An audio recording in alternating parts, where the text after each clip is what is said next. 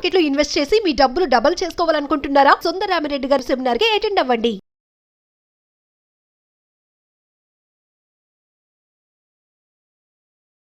నమస్తే, welcome back to Suman TV. Present మనతో పాటు ఉన్నారు certified wealth manager Sundar Rama Reddy గారు. నమస్తే సార్. నమస్తే మేడం. సార్, కొన్ని సంవత్సరాల క్రితం నేను మ్యూచువల్ ఫండ్స్లో పెట్టుబడి పెట్టాను, తర్వాత మర్చిపోయాను. మరి ఇప్పుడు ఆ డబ్బులు ఉన్నట్ట పోయినట్ట, లేదంటే అది మళ్ళీ సస్టైన్ అయ్యే ఛాన్సెస్ ఉన్నాయా, లేదా మర్చిపోవాలంటారా? అలాగేం ఉండదండి. ఇది మీరు ఏదైనా కొని మర్చిపోయిన 5 ఏళ్ళు అవుతున్నా, 10 ఏళ్ళు అవుతున్నా, ఈవెన్ 20 సంవత్సరాలు అవుతున్నా సరే, మీరు కమ్యూనికేషన్ చేసిన మెయిల్ ఐడి ఉంటుంది కదా, ఆ మెయిల్ ఐడి ద్వారా మనం రివైజ్ చేసుకోవచ్చు అనమాట అన్నీ కూడా.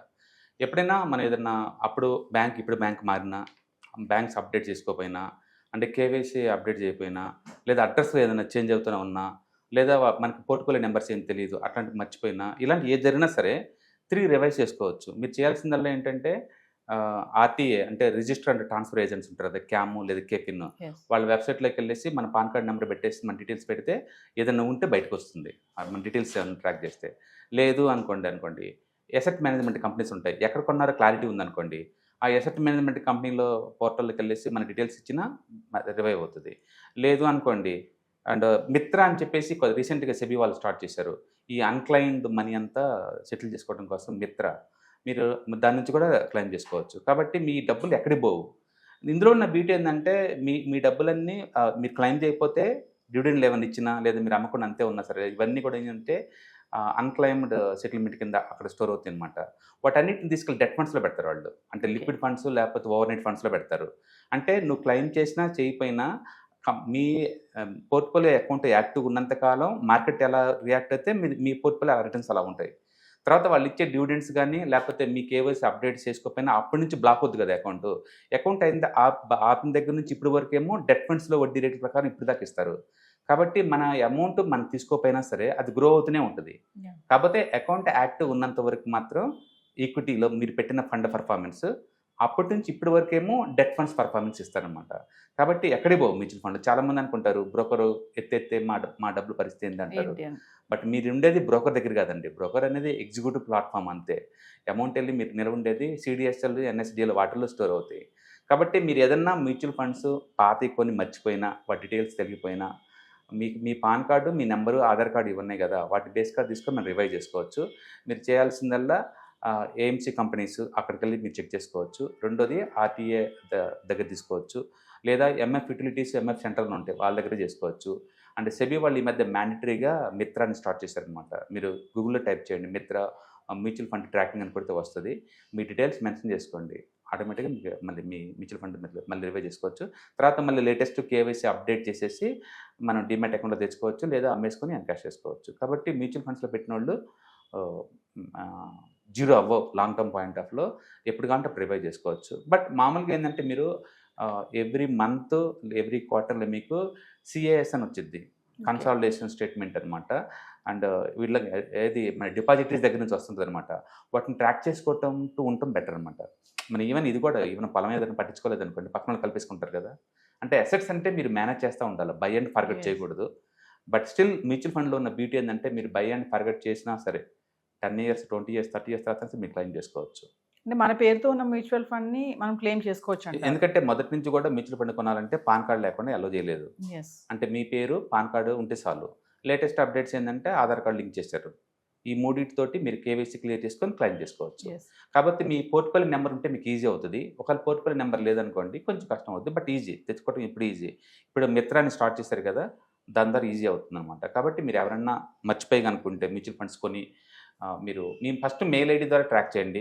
మీరు fund names, fund portfolio numbers అవన్నీ ట్రాక్ చేసుకోవచ్చు.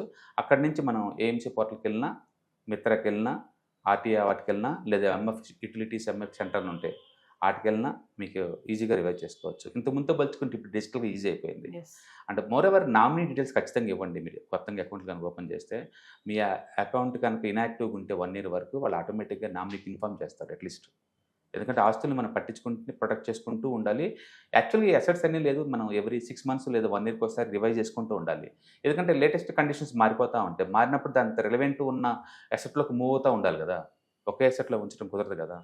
సో యూత్లో ఉన్నప్పుడు ఈక్విటీ సెట్ అవుతుంది, కొంచెం ఫ్యామిలీ మ్యాన్గా మారినప్పుడు హైబ్రిడ్ ఫండ్ సెట్ అవుతుంది. రిటైర్మెంట్ అయిన తర్వాత డెట్ ఫండ్ సెట్ అవుతుంది. ఎప్పుడు ఒకేలాగా ఉండదు కదా మన రిస్క్ ప్రొఫైల్. అలాగే సైక్లికల్ నేచర్ కాబట్టి అన్ని అసెట్ క్లాస్కి అది ఓవర్గా మూవ్ అయిందనుకోండి, దాన్ని వెనక చేసుకొని వేరే సెట్లో పెట్టాలి కదా. Yes. అందుకని మీరు నిరంతరం ట్రాక్ చేస్తూ ఉంటే బెటర్ అనమాట.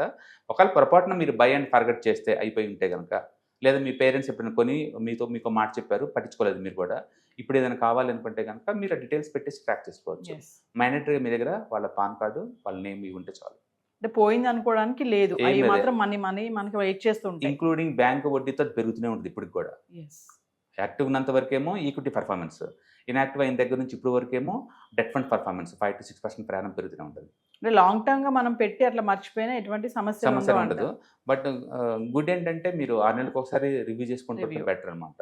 అట్లీస్ట్ క్యాష్ స్టేట్మెంట్లు వస్తుంటాయి కాబట్టి వాటిని మనం చూసుకుంటే బెటర్. పోర్ట్ఫోలియో ఎలా గ్రో అవుతుంది, ఏమి అవుతున్నాయి అన్నమాట. ఎప్పుడైనా అసెట్స్ మూవ్ అవ్వాలంటే మనం వాచెస్లో పెట్టుకోవాలి, గాలికి వదిలేయకూడదు. ఓకే, బట్ చేసుకుంటే బెటర్. మీరు ప్రతి వీడియోలో ఒక మాట చెప్తా ఉంటారు కదా సార్, లాంగ్ టర్మ్ గా ఇన్వెస్ట్మెంట్ చేసుకోండి, మీకు సస్టైన్ అవుతారు. అవును. Short బట్ terms లాంగ్ అంటే కాకుండా- పట్టించుకోకుండా వదిలేయమని కాదు, రివ్యూ చూసుకోవాలి అప్పుడప్పుడు. ఎందుకంటే బయట ఒక్కో టైంలో ఒక అసెట్ ఇంట్రెస్ట్, వడ్డీ రేట్లు ఎక్కువ ఉన్నాయి అనుకుంటే 10%, నా స్టాక్ మార్కెట్లో పెట్టాల్సిన అవసరం ఉంది, గ్యారెంటీగా వస్తాయి కాబట్టి అటు మూవ్ చేస్తాను. వడ్డీ రేట్లు 6% డ్రాప్ అయింది అనుకోండి, ఇంతకన్నా బెటర్ చోటకి మూవ్ చేసుకుంటూ ఉంటాను. అంటే మీరు బయట ఎకానమీ ఎలా షేప్ అవుట్ అవుతుందో, ఇన్ఫ్లేషన్ డేటా ఎలా మారుతుందో దానికి తగ్గట్టు మన స్ట్రాటజీలు, టెక్నిక్స్ మారాలి కదా. Yes. అందుకని బై అండ్ ఫార్గెట్ లాగా ఉంచమాకండి ఏ సెట్ క్లాస్ని కూడా. అప్పుడప్పుడు రివ్యూ చేసుకుంటా ఉంటే లేదు, బెటర్ రిజల్ట్, బెటర్ రిటర్న్స్ వస్తాయి ఖచ్చితంగా. సో ఫైనల్ గా అంటే ఒకసారి పెట్టి ఇలా మర్చిపోతే గనక ఏమేమి డాక్యుమెంట్స్ కావాలన్నారు మీరు ఇప్పుడు లేటెస్ట్ కేవైసీ అప్డేట్ చేసుకోవాలి మళ్ళీ. అంటే మీ దగ్గర pan card, Aadhaar card and mobile link ఉండాలి ఒకదానికోటి. ఇవన్నీ ఉంటే మీకు పోర్ట్ఫోలియో నెంబర్ వచ్చింది మ్యూచువల్ ఫండ్స్ ఎప్పుడైనా సరే. మీరు కనుక ఆల్రెడీ ఎక్కడ పెట్టామో డబ్బులు, ఏ మ్యూచువల్ ఫండ్లో పెట్టామో ఆ పోర్ట్ఫోలియో నెంబర్ ఐడియా ఉందనుకోండి, చాలా ఈజీగా ట్రాక్ చేసుకోవచ్చు. సింపుల్గా స్ట్రైట్ అవే మిత్రాకి వెళ్ళండి. మీరు గూగుల్ ఏం చేస్తారంటే మిత్రా మ్యూచువల్ ఫండ్ ట్రాకర్ అని కొట్టండి, ఆటోమేటిక్ పోర్టల్ ఓపెన్ అవుతాయి. ఆ పోర్టల్లోకి వెళ్ళండి, మీ పాన్ కార్డు, మీ మెయిల్ ఐడి, మొబైల్ నెంబర్ ఇచ్చుకుంటూ వెళ్ళండి. ఏదన్నా పెండింగ్లో అనుకుంటే అది చూపిస్తుంది. ఇప్పుడు లేటెస్ట్ మళ్ళీ కేవీసీ అప్డేట్ చేస్తే యాక్టివ్లోకి వచ్చేస్తాయి. ఇప్పుడు మీరు కావాలంటే అమ్మేసుకోవచ్చు. కాబట్టి మీరు మర్చిపోయిన మ్యూచువల్ ఫండ్స్ డెడ్ అవ్వండి, జీరో అవ్వవు. అవి ఎంచక్క యాక్టివ్ ఉన్నంత వరకు ఈక్విటీ పర్ఫార్మెన్స్ ఉంటాయి. ఇన్యాక్టివ్ అయిన దగ్గర నుంచి అప్పటి నుంచి ఇప్పుడు వరకు మీకు డెట్ ఫండ్స్ లాగా నీకు 6 to 7% దాకా వస్తాయి. సింపుల్ చెప్పండి, లిక్విడ్ ఫండ్స్ ఎంత వడ్డీ ఇస్తుందో అంత ఇస్తూ ఉంటాయి. కాబట్టి డెడ్ అసెట్ అంటే ఏం లేదు ఇక్కడ, మినిమం బ్యాంక్ వడ్డీలాగా వస్తూ ఉంటాయి. కాబట్టి బ్యాంకులో వేసి మర్చిపోయినట్టు, కాబట్టి అక్కడ ఏం గ్యారెంటీ ఉంటుంది, ఇక్కడేమో మార్కెట్ లింక్డ్ కదా, గ్యారెంటీ అని కూడా అంతే. బట్ అదర్వైజ్ ఎప్పటికి ఉంటుంది పర్మనెంట్గా. Thank you sir. Hi, one day class room ఎన్విరాన్మెంట్లో ఆఫ్లైన్ వెబినార్ జరగబోతుంది. అండ్ ఇంట్రెస్ట్ ఉన్న పార్టిసిపెంట్స్ ఈ కింద స్క్రోల్ అవుతున్న నెంబర్కి రింగ్ చేసుకొని సీట్ బుక్ చేసుకోండి. దీంట్లో ETFs, index funds and mutual funds మీద completely and hand holding experience మీకు ప్రొవైడ్ చేయబడుతుంది.